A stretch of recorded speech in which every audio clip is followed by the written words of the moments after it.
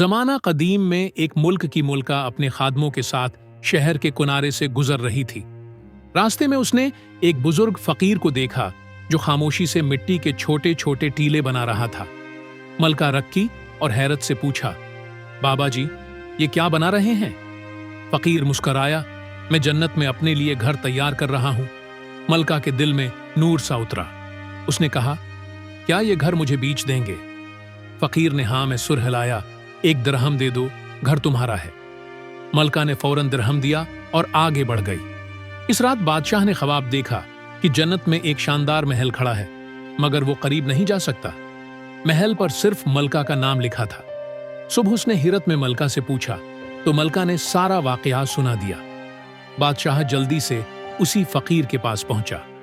فقیر اب بھی مٹی کا ٹیلا بنا رہا تھا۔ بادشاہ نے کہا، وہی جنت والا گھر مجھے بیچ دو۔ فقیر نے سکون سے جواب دیا، اب قیمت وہ نہیں، اب اسے پانے کے لیے پوری سلطنت چھوڑنی پڑے گی۔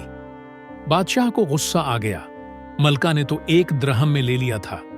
فقیر نے نظر اٹھائے بغیر کہا، کیونکہ اس نے اللہ پر بن دیکھے یقین کیا تھا، اور تم خواب دیکھ کر آئے ہو۔